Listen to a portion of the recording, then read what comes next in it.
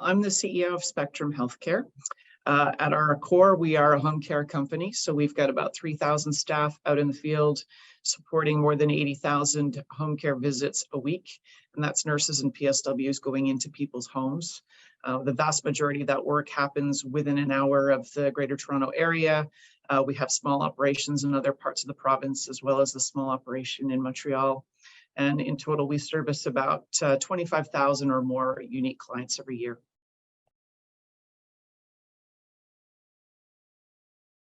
The culture here at Spectrum was really strong. We've got a really strong base that we're starting from. And it's a very caring culture, right? Which you would think is logical based on what we all do for a living here. We're a very patient-centered, caring culture, and that came through in spades when we did our original survey and feedback from the teams. This is about sort of stepping up our next level of what else do we want to be really great at.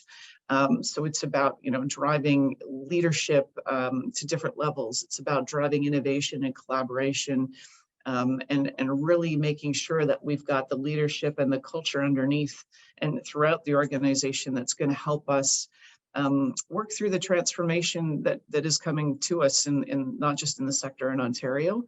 But if you think about care, home care, just care in general, as my dad used to say, we're all going the same direction, and the amount of care that's going to be required in the next 5 or 10 years, we're going to be challenged to deliver it with the workforce that we have. And so we need people that can really start thinking differently about innovation and collaboration in ways that we might not have thought of before. And that's what we're really trying to bring to life. It's a couple of different reasons in my mind. One of the reasons is the recipe, right? I mean, when we first met Nicole and her team, it was really clear that there's a process that is followed to kind of get from point A to point B. And it's a process that has a track record. And being an engineer by training, I'm all about process. So it was like a roadmap that we could follow that had already been, traveled upon with the experience from other people. So I think that's primary reason number one. And primary reason number two, when we're looking to drive change or implement transformation in a business, I think it's always a good idea to have that sort of external voice, keeping it real for the leadership team that's engaged, maybe kind of pushing on us, challenging norms or things that we thought were norms, forcing us to think a little bit about outside the box. And I find that it's often more successful when you have a third party, an independent party come and push you guys or push us to get to those outer limits. When you think about transforming an organization with more than 3,000 people or trying to drive shifts in culture, that's not for the faint of heart necessarily. It's sort of, overwhelming when you think about, well, how are you going to start? And so, I think first out of the gate, that formula or that recipe that the Waterstone Culture Institute came to us with, I think helped us. It gave us a map that we could understand, that we could follow. They were very helpful in getting us benchmarked. So to really understand what did our staff, frontline and office staff, what did they think about our culture? I think it reinforced what we thought we knew, but it taught us a few different things as well. It helped us. The process helped us clarify, what was it that what we needed to shift? What did they value the most? Where did they want to take this? So, they've helped us really engage all of the voices in the organization to get to those, the right answers about what those 3 shifts are going to be.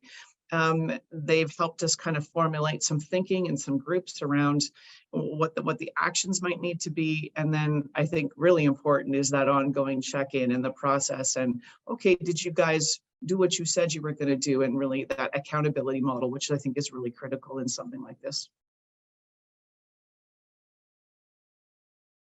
I think about really 3 things. Again, this is not for the faint of heart, and you got to be really committed to it. But at the same time, thing number 1 I would say is it has to be a top-down and bottom-up approach. It can't be one or the other. It really has to be both. So it has to be seen as something that is important from the leadership team. We talk about this all the time, whether it's in town halls, whether it's in meetings, whether it's our leaders talking to our frontline staff. Our frontline staff see this on a regular basis. But at the same time, we need to have a lot of our frontline folks be out there, be champions on behalf of this as well. So it's got to be top down, bottom up. The second thing I would say is that you have to have patience. This is not a 6-month and it's done kind of thing, right? It doesn't happen in just a quarter.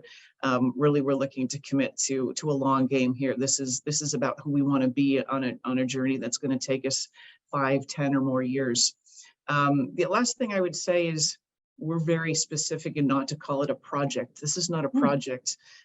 We call it a journey, and we've called it our Ignite journey. So that gives you a sense of something that is something that we can drive physical representation around, something that when people hear the word Ignite, they kind of instinctively already know what it is, and something that will be with us for a very long time.